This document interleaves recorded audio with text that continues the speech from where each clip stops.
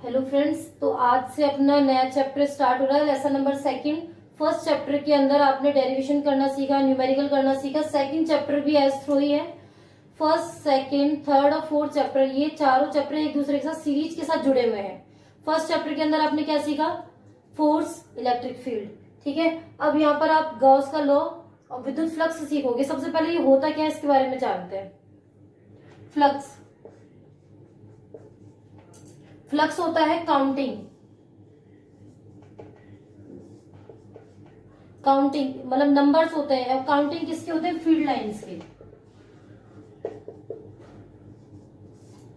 ठीक है, तो विद्युत फ्लक्स एक तरीके से एक नंबर होता है। ठीक है, अब मैं इसको समझा देती हूं आपको। जैसे ये कोई पर्टिकुलर एरिया है, इस पर्टिकुलर एरिया के अंदर कितनी लाइंस पास हो रही है, उन नंबर्स की जो काउंटिंग होगी वो होगी इलेक्ट्रिक फ्लक्स, विद्युत फ्लक्स। ठीक है, तो मैं इसको आपको लिखवा भी देती हूं कि किसी एकांक क्षेत्रफल में से लंबवत गुजरने वाली बल रेखाओं की संख्याओं को विद्युत फ्लक्स कहते हैं। तो total number of passing through a perpendicular और unit area is called electric flux. ठीक है, किसी पर्टिकुलर एरिया के अंदर से परपेंडिकुलर जितनी लाइंस पास हो सकती हैं उसे हम इलेक्ट्रिक फ्लक्स कहते हैं। ठीक है, इसे प्रदर्शित किससे करते हैं? तो यहां लिखोगे इसे फाई से व्यक्त किया जाता है।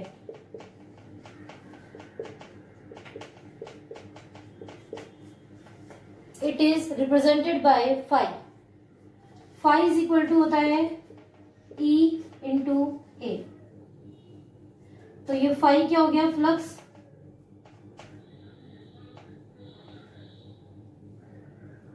ये क्या हो गया? Electric field. ए क्या हो गया? एरिया। ओके, आ गई आपको बात समझ में? नेक्स्ट है फाई इज इक्वल टू ई ए। ये फॉर्मूला आपको पता चल गया।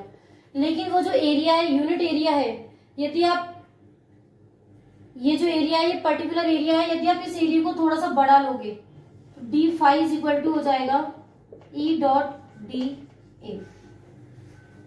मतलब आपको पता नहीं है ना कौन सा एरिया ले रहे हो कौन सा नहीं ले रहे हो, तो हम क्या करेंगे? इंटीग्रेशन डिफरेंशिएशन का निशान लगा दिया जाता है यहाँ पर, जिससे कि हम जितना भी एरिया हमको चाहिए उस एरिया की वैल्यू हम निकाल सकते हैं। ठीक है, अब यहाँ पर ये जो डॉट है, इस डॉट का मतलब होता है कॉस थीटा। डॉट का मतलब क्या होता है? कॉस थीटा होता है। एक चीज और ध्यान रखना, इसको आप इस तरीके से भी लिख सकते हो, डी फाई बराबर E vector dot D A vector. कई कई जगह पे आपको ये इस टाइप से भी मिलेगा, डी फाई बराबर E vector dot D S vector. अब मैंने इसकी जितनी फॉर्म्स में भी इसको लिख सकते थे वो मैंने चारों फॉर्म बता दिए। आप चाहे इस फॉर्म में लिखें चाहे इस फॉर्म में लिखें, कोई अंतर नहीं है। कई बुक्स में एस दे रखा है, एस का मतलब भी सरफेस एरिया होता है। कई बुक्स में ए दे रखा है, उसका मतलब भी एरिया होता है। तो इससे आपको कोई कंफ्यूजन नहीं है। ध्यान रखने वाली चीज ये है कि ये दोनों वेक्टर क्वांटिटी हैं। अब आप कहोगे एरिया कैसे वेक्टर क्वांटिटी है? एरिया इस तरीके से वेक्टर क्वांटिटी हो रहा है यहाँ पर कि जिस डायरेक्शन में आप लगा रहे हो फोर्स को, वो डायरेक्शन डिपेंड करेगी। अब वो एरिया डिपेंड करेगा, क्योंकि भाई पर्टिकुलर एरिया में से निकालोगे ना, तो जो हमें इतने बड़े एरिया में से, या फिर इस पेन से समझ लो, इतने बड़े एरिया में से यदि आप इतने से एरिया का निकालना चाहते हो तो एरिया मैटर कर रहा है ना। तो जो एरिया मैटर कर रहा है उस एरिया के लिए हमने यहाँ पर वेक्टर का निशान लगाया है। ठीक है, और डॉट का मतलब होता है कॉस। कॉस थीटा लिख सकते हो आप इसको। ठीक है, ये तो इसका फॉर्मूला हो गया। अब इस फॉर्मूले के एप्लीकेशंस है कुछ, जैसे केस फर्स्ट।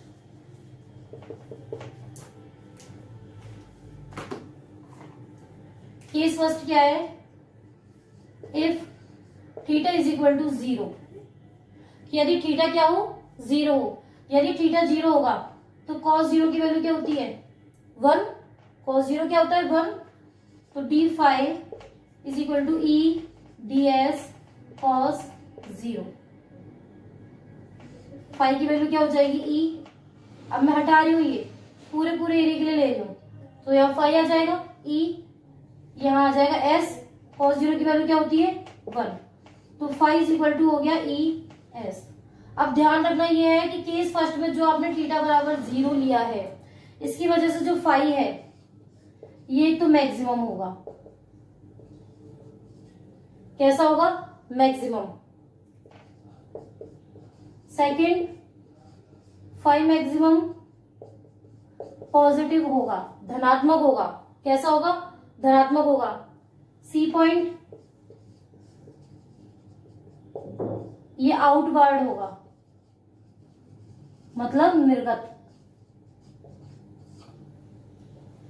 क्वेश्चन कैसे बन सकता है कि हमें ऐसा केस बताओ, हमें एक ऐसी कंडीशन बताओ तो जिसमें जो फ्लक्स है वो मैक्सिमम हो।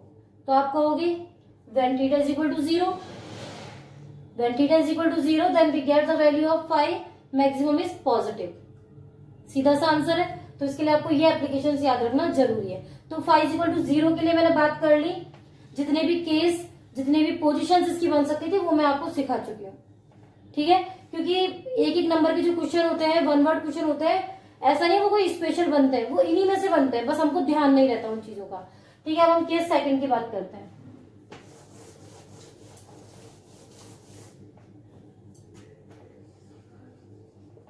केस सेकंड, यदि थीटा कितना हो 90, if theta is equal to 90, cos 90 की वैल्यू क्या होती है 0, from formula E d s cos 90, इसकी जगह आएगा फाई ई एस, कॉस 90 क्या है 0 है, फाई क्या हो गया 0। ठीक है, तो इस कंडीशन में फाई क्या हो गया 0 हो गया। ये एक स्पेशल केस है, इसमें ना नेगेटिव होता है ना पॉजिटिव होता है, इसमें जो फ्लक्स है वो कैसा होता है 0 होता है सिर्फ। इसका इतना सा ही केस बनेगा। इसके अंदर आप इनवर्ड, आउटवर्ड, पॉजिटिव, नेगेटिव कुछ नहीं लिखोगे, और ये मिनिमम भी नहीं है। ठीक है, मिनिमम भी नहीं है क्योंकि ये तो पास हो ही नहीं रही है ना। तो phi minimum, phi maximum, phi maximum जरूर होता है, फाई मिनिमम हम डिनोट नहीं कर सकते। ठीक है, क्योंकि देखा जाए तो फाई मिनिमम है, ये कोई लाइन पास हो ही नहीं रही है। ठीक है, और यदि हम तीसरा केस देखोगे तो उसमें नेगेटिव वैल्यू आएगी, तो वो और भी ज्यादा मिनिमम हो रहा है डायरेक्शन के अकॉर्डिंग। तो फाई मैक्सिमम पूछा जा सकता है, लेकिन फाई मिनिमम नहीं पूछा जाएगा आपसे। ठीक है, अब थर्ड केस देखिए।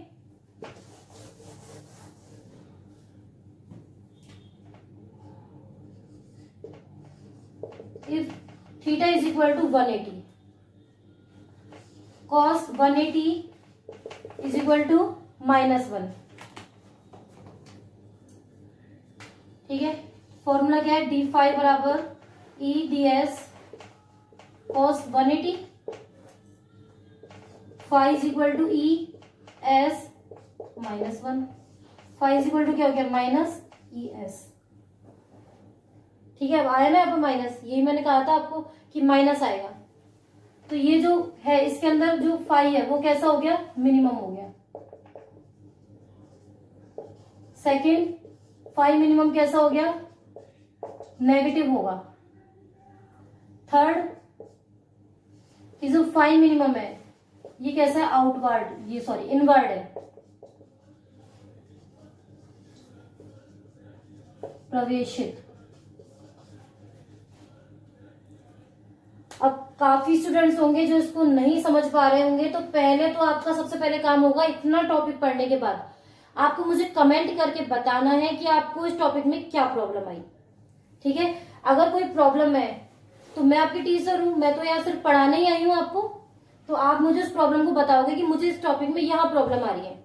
ठीक है, तो मैं इसको आपको करेक्ट करने की कोशिश करूंगी कि कैसे इसको मैं कलेक्ट कर सकूं आपसे, इस प्रॉब्लम को कलेक्ट करके कैसे करेक्ट कर सकूं। ठीक है, लेकिन यदि आप मुझे प्रॉब्लम नहीं बताओगे तो मैं इस पर कोई एक्शन नहीं ले पाऊंगी, तो आपको बताना पड़ेगा। अब कुछ स्टूडेंट्स का ये भी हो सकता है कि मैम ये इनवर्ड आउटवर्ड है क्या चीज है, तो वो मैं समझा देती हूँ कि आउटवर्ड इनवर्ड क्या है। ये लाइंस है, ठीक है, यदि लाइंस इस टाइप से आ रही है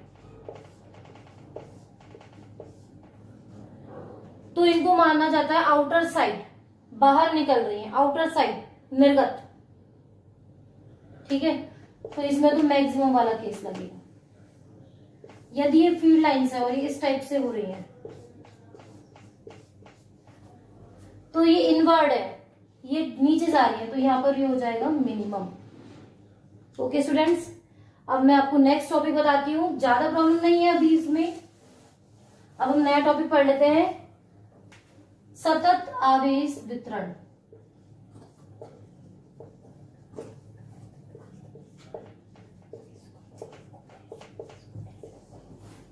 continuous charge distribution, continuous charge distribution. अब नाम से ही पता चल रहा है कि क्या कहना चाह रहा है। तो ऐसी कोई सरफेस जहां पर जो चार्जेस का डिस्ट्रीब्यूशन है वो कैसा हो, इक्वल हो, सेम डिस्टेंस पर हो। तो मैं प्रॉपर्टीज लिख देती हूं कि जो चार्ज है सेम डिस्टेंस पे हो,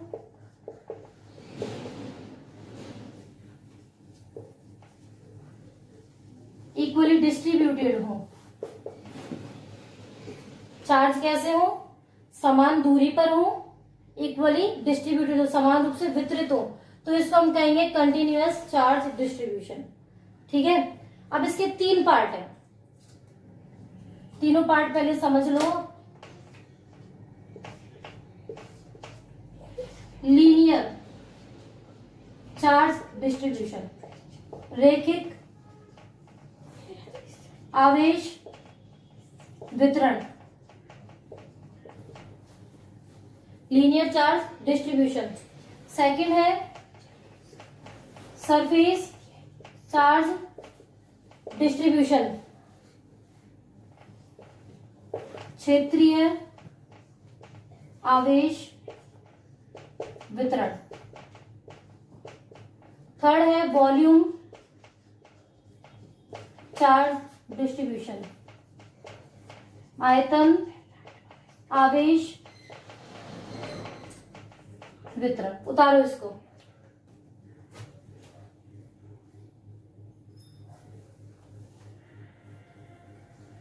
ठीक है, linear charge distribution, surface charge distribution, volume charge distribution.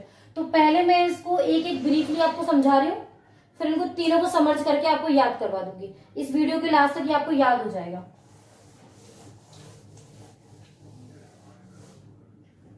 तो पहला है लीनियर चार्ज डिस्ट्रीब्यूशन, रैखिक आवेश वितरण।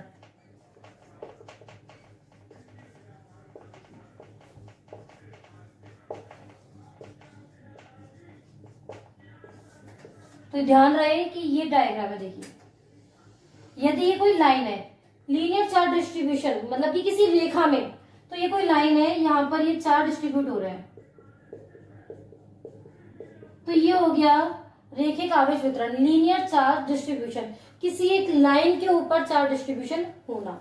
तो इसके केस कि एक तो ये 1D होता है, इसमें 2 डायरेक्शन 3 डायरेक्शन नहीं आएंगे, सिर्फ एक डायरेक्शन। कि यदि आप किसी वॉल्यूम की बात कर रहे हो, किसी रेक्टेंगल की बात कर रहे हो, तो सिर्फ लेंथ के अकॉर्डिंग या ब्रेथ के अकॉर्डिंग या डेप्थ के अकॉर्डिंग, मतलब कोई भी एक डायमेंशन आप इसके अंदर ले सकते हो, एक ही डायरेक्शन में। ठीक है, second linear charge distribution density होती है, जिसे हम लैम्डा से डिनोट करते हैं। तो मैं लिख देती हूं रैखिक आवेश घनत्व, लीनियर चार्ज डेंसिटी, लैम्डा। रैखिक आवेश घनत्व linear charge density represented by lambda, और लैम्डा इज इक्वल टू होता है Q upon L,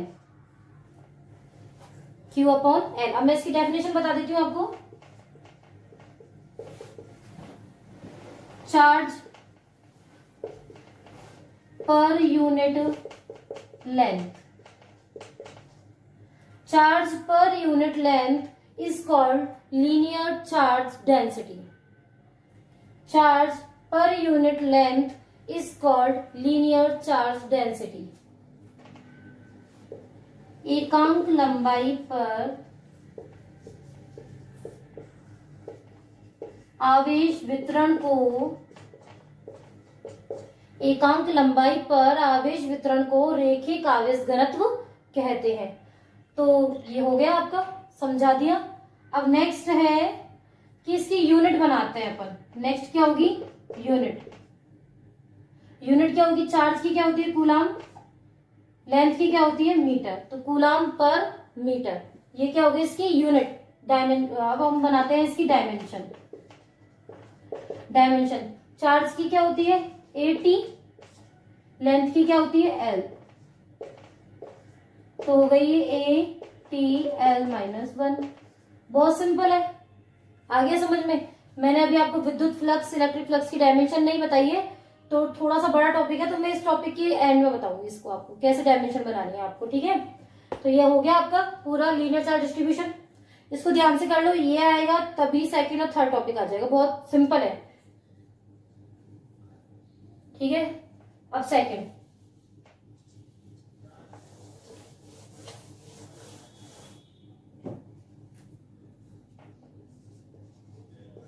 surface charge distribution,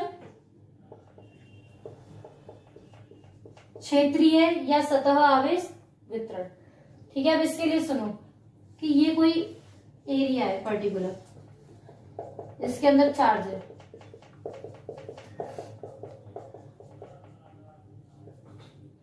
तो इसमें हम जिस पर्टिकुलर एरिया की बात कर रहे हैं, इस एरिया की बात कर रहे हैं, सिर्फ इतने से एरिया की, तो ये होगा सरफेस चार्ज डिस्ट्रीब्यूशन, ठीक है। अब इसकी सबसे बड़ी खासियत है, ये 2D में होता है। 2 डायरेक्शन हम इसके अंदर ले सकते हैं, 2 डायमेंशन होता है। वो कैसा था? 1 डायमेंशन। ये कैसा है? 2 डायमेंशन, ठीक है। फिर इसके लिए भी सेम, पृष्ठ आवेश घनत्व, ये क्षेत्रीय आवेश घनत्व,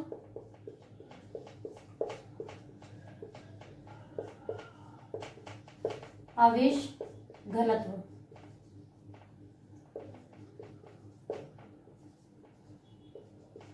सरफेस चार्ज डेंसिटी। क्या है ये? Surface charge density. इसको हम रिप्रेजेंट करते हैं सिग्मा से। क्या है ये? सिग्मा। सिग्मा, इसका फॉर्मूला होता है Q/A। वहां क्या था? लेंथ के अकॉर्डिंग था तो L था, ये एरिया के अकॉर्डिंग है तो यहाँ पर क्या है? A। इसकी जो डेफिनेशन होगी वो क्या होगी? चार्ज पर एकांक क्षेत्रफल पर आवेश वितरण। एकांक क्षेत्रफल पर आवेश वितरण को क्षेत्रीय आवेश घनत्व या पृष्ठ आवेश घनत्व कहते हैं। बहुत सिंपल है, वहां लंबाई के अकॉर्डिंग था तो चार्ज पर यूनिट लेंथ, क्षेत्रफल की जगह लेंथ। तो आप इस तरीके से इमर्ज करके याद कर लेना, मैं अभी वो समझा दूंगी आपको। अब है इसकी डायमेंशन, फिर बनाएंगे हम इसकी यूनिट। तो डायमेंशन चार्ज की क्या होगी? AT। लेंथ की क्या होगी? सॉरी, एरिया की क्या होगी? L2। ATL-2। यूनिट क्या हो जाएगी? Coulomb per metre square. देख लीजिए,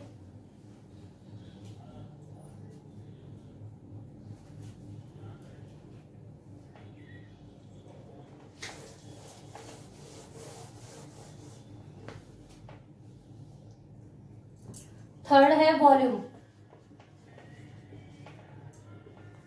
आयतन आवेश वितरण। इसके अंदर क्या होगा? ये जो पर्टिकुलर एरिया है ये तो ऐसे ही रहेगा,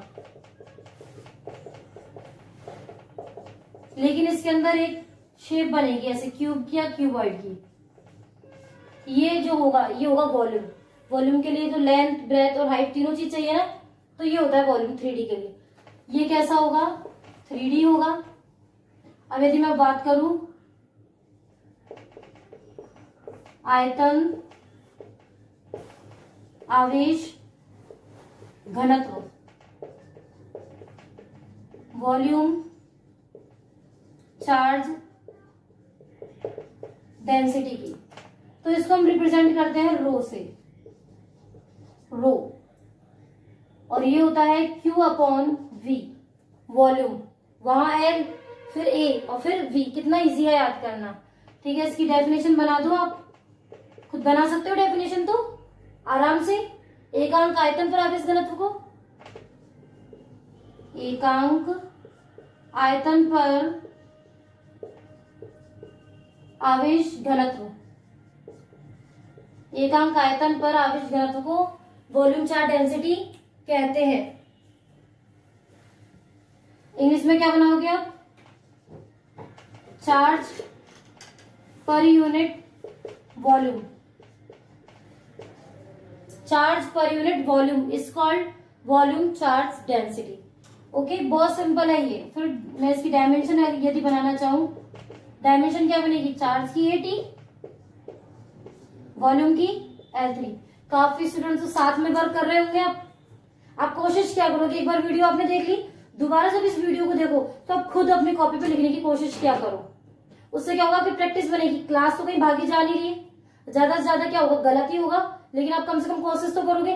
तो आप जितना खुद पर बिलीव करोगे उतना ही ज्यादा आपको फायदा होगा। तो मैं बस आपसे यही कहना चाहती हूँ कि एक बार खुद पे विश्वास करके देखो। यदि आप खुद पे विश्वास करोगे तो सारी दुनिया बहुत मुट्ठी में है आपके, सारा काम आप कर सकते हो। लेकिन यदि आपने खुद पे ही भरोसा नहीं किया, आपने खुद ही ने उस चीज को बहुत टफ समझ लिया, डिफिकल्ट समझ लिया, तो आप कुछ नहीं कर सकते।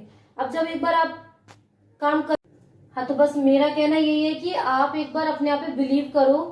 आप यदि अपने आप पे बिलीव कर पाओगे तो मैं आपकी डबल हेल्प कर पाऊंगी। आप किसी भी तरीके से हेल्प ले सकते हो, एजुकेशन में हर तरीके से हेल्प करने के लिए मैं तैयार हूँ, साइंस के फील्ड में। ठीक है, क्योंकि मेरा मेन जो मोटिव है वो सिर्फ फिजिक्स को आगे बढ़ाना है। मेरे को आपके लाइक शेयर सब्सक्राइब से कोई भी मतलब नहीं है। लाइक जब करोगे, जब वीडियो आपको पसंद आएगी, शेयर उसको करनी है जिसको जरूरत हो इस वीडियो की, और सब्सक्राइब भी आपको अपने लिए करना है कि जब भी मेरी कोई नई वीडियो बने तो वो सबसे पहले नोटिफिकेशन आपके पास आ पाए। ठीक है, तो ये तीनों काम आपके हैं, आपको करने। मेरा काम सिर्फ पढ़ाना है, मैं वो काम कर रही हूँ। और आपका एक मेन काम है कि कमेंट में जरूर बताना है कि कहाँ प्रॉब्लम आई है। ठीक है, क्या किस चीज की वीडियो हमें बनानी है, तो वो चीज आपको देखनी है। तो अपना थर्ड टॉपिक ये था ATL3। आप कोशिश क्या करो खुद से करने की। गलत होगा, वीडियो में तो वापस आ ही रहा है ना, ऐसा तो है नहीं। स्कूल की क्लासेस तो ये है नहीं कि मिट जाएगा बोर्ड पे, दोबारा टीचर बताएगा नहीं। आप दोबारा रिवाइज करके देख सकते हो इस वीडियो को। तो थोड़ा अपने आप ही कोशिश करो, फोकस करो पढ़ाई पर। ATL-3, बहुत सिंपल। अब यदि मैं इसकी यूनिट की बात करूं तो चार्ज की होगी कूलम और वॉल्यूम की होगी मीटर क्यूब। ठीक है, हाँ, अब मेरा मेन टॉपिक ये था कि जो इलेक्ट्रिक फ्लक्स आपने पढ़ा है उसकी डायमेंशन आप कैसे बनाओगे। तो उसकी डायमेंशन बनाना सिखाती हूँ, एक बार आप इसको देख लो। ठीक है, तो उसकी डायमेंशन देखिए, फिर मैं इस तीनों टॉपिकों को मर्ज करवा के आपको सिखाऊंगी। देखो, फ्लक्स क्या था? 5, electric field into area. Electric field की क्या होती है? Force upon charge, area A. Force की डायमेंशन पता है अपने को, M1 L2 T-2। यही होती है क्या फोर्स की? ये गलत है। फोर्स की होती है M1 L1 T-2। ठीक है, चार्ज की होती है AT, एरिया की क्या होती है? L2।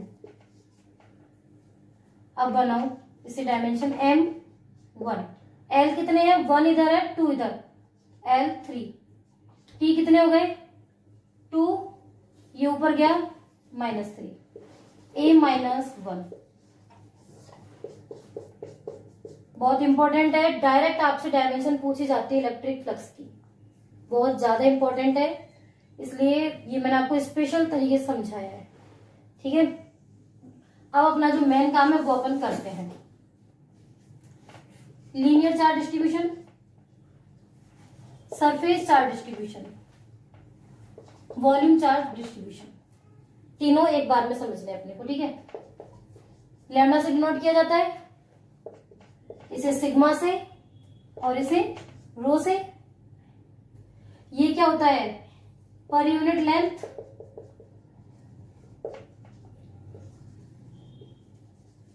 हिंदी में एकांक लंबाई पर आवेश। Charge per unit area, charge per unit volume. उसके बाद इसका फॉर्मूला होता है Q upon L, Q upon A, Q upon V। बहुत simple. Length L, area A, volume V। Unit coulomb per metre, coulomb per metre square, coulomb per metre cube. Dimension ATL-1, ATL-2, ATL-3। बताओ, कोई problem है ही नहीं, इतना easy topic है, याद हो गया होगा। ठीक है, तो ये अपनी वीडियो कंप्लीट हो गई है यहाँ पर। अब आप इसे पढ़िए। नेक्स्ट टॉपिक इससे थोड़ा सा टफ आने वाला है। ठीक है, थैंक यू।